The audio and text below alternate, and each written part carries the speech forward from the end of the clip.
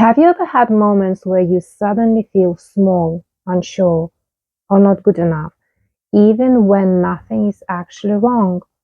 Maybe you compare yourself to others and instantly feel less than.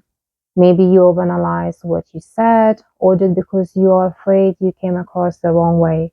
Or maybe you constantly worry about how people see you, your appearance, your personality, your decisions, your achievements. If any of this sounds familiar, you're not alone. Feeling insecure is incredibly common, especially in a world that constantly reminds us of who we should be, how we should look, or what we should have achieved by now. But insecurity isn't a personality flaw, it's a not sign of weakness, and it's absolutely not something you are stuck with forever. I'm Renata Karlinskaite, a psychotherapist and hypnotherapist, and I help people reprogram their mind for healthy self-worth from the inside out. And in this video, I want to guide you through simple science-backed strategies to stop feeling insecure and start feeling grounded, confident, and emotionally safe inside yourself again. And at the end of this video, I'll share free guided self-esteem audio you can download, especially if insecurity and negative self-talk have been loud lately. So let's begin. Most people think insecurity comes from not being good enough, but research shows insecurity actually comes from something much simpler. Your brain doesn't feel safe. Not physically unsafe, but emotionally unsafe. Neuroscience reveals that insecurity is triggered when the parts of the brain responsible for social threat detection sense any possibility of rejection, judgment, embarrassment, comparison, abandonment, and failure. These emotional threats feel just as real internally as physical threats. So insecurity isn't you being dramatic or weak. It's simply your brain trying to protect you from emotional danger, even when no real danger is there. But here is the beautiful part. Once your brain learns emotional safety, insecurity naturally begins to soften. Let me show you how to create that. Strategy 1 is about naming the insecurity, not becoming it. When insecurity hits, your brain blends the feeling with your identity. The moment you think, I'm not good enough, I'm not attractive, I'm boring, they must think I'm awkward, your brain treats those statements as facts. But studies in emotional regulation show that naming and recognizing your internal state reduces its intensity significantly. This technique is called affect labeling. Instead of saying, I'm not good enough, try saying, I am feeling insecure right now. This small shift does two powerful things. First, it separates you from the insecurity, reminding you that the feeling is not your identity. Second, it signals to your emotional brain that what you are experiencing is simply a feeling, not a fact.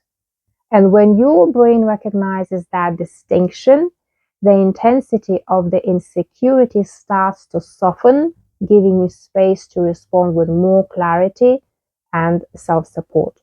Strategy 2 is about noticing the comparison trap. Insecurity thrives in comparison. Research on social comparison shows that the moment you compare yourself to someone else, your achievements, your appearance, your personality, your brain activates the same networks involved in social pain. So the goal isn't to stop comparing entirely. That's unrealistic.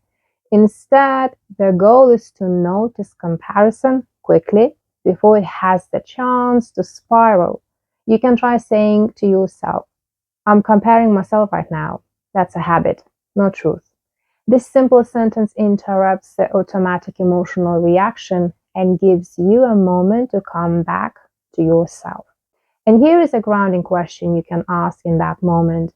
Is this comparison helping me or hurting me?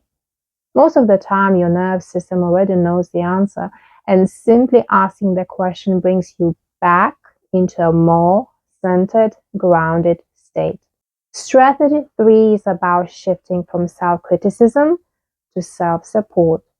Self-criticism is one of the strongest predictors of insecurity, anxiety, and low self-worth.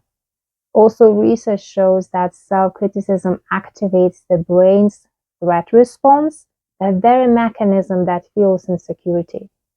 In contrast, self-compassion, speaking to yourself gently, activates the brain's soothing system, helping you feel safer and more grounded inside.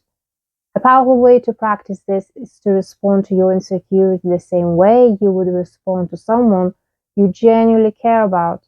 For example, instead of saying, "I'm so stupid for feeling this way," try, "It's okay that I feel this. I'm allowed to have moments like this." And instead of telling yourself, "Everyone's better than me," try, "I'm doing my best." And that is enough for today.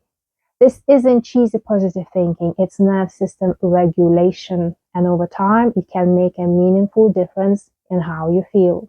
And if your inner critic tends to get loud, especially when you are tired, stressed, or caught in comparison, I have created a free self-esteem audio that can help you soften that voice and shift into a calmer, more supportive inner dialogue.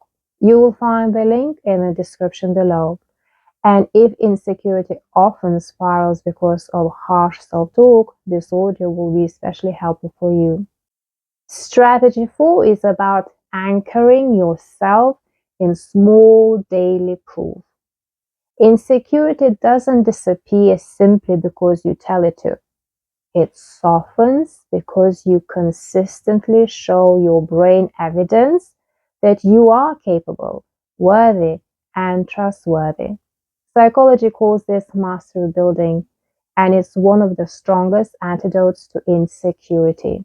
Your brain needs small daily signals that reinforce your sense of self-trust.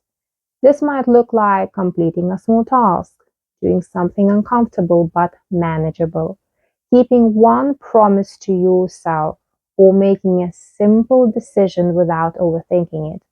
It could also be standing tall instead of collapsing inward, or choosing one thing that genuinely supports your well-being. Each of these moments becomes a micro proof that quietly says, "I can rely on myself. I am capable. I am safe inside my own body." Over time, insecurity weakens as self-trust strengthens. Strategy 5 is about asking the question that interrupts insecurity instantly. There's a simple, powerful question backed by cognitive therapy research that helps shift your mind out of emotional threat mode and into a calmer, more balanced perspective. Ask yourself, what is a kinder or more balanced explanation for this moment? This question gently redirects your thinking and prevents your mind from jumping to the harshest conclusion. For example, instead of assuming they think I'm awkward, you might realize they might just be tired, or they might be focused on their own life, or even they might actually enjoy talking with me. And instead of saying or thinking to yourself, "I'm not good enough," you might find, "I'm learning, I'm improving, or I'm doing better than I was last year." This isn't about forcing positivity, it's about widening your perspective. And when your perspective softens, insecurity naturally begins to loosen its grip. If you have been feeling insecure, if you have been doubting yourself, or if you have been questioning your worth or your place in the world, please hear this. You are not the insecure thoughts you have been having. You are not the comparisons your mind keeps making, and you are not behind, not in the ways that truly matter. Insecurity is not a fixed part of you. It is simply a pattern your brain learned And it is a pattern your brain can absolutely unlearn. And the fact that you are here listening to this already means a more grounded and confident version of you is beginning to emerge. So let me ask you this. What is one small, kinder, or more balanced thing you are willing to believe about yourself today? Hold that thought gently and let it sit with you. Because even if a part of you still doubts it, your future self is already growing into that truth. If you would like help quieting insecurity and rebuilding inner confidence, you can download the free self-esteem audio using the link in the description below.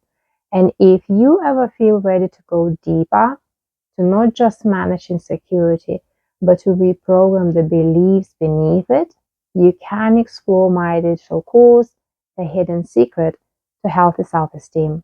If this video helped you, please subscribe and share it with someone who needs a reminder that insecurity is something they can heal, no matter where they are starting from.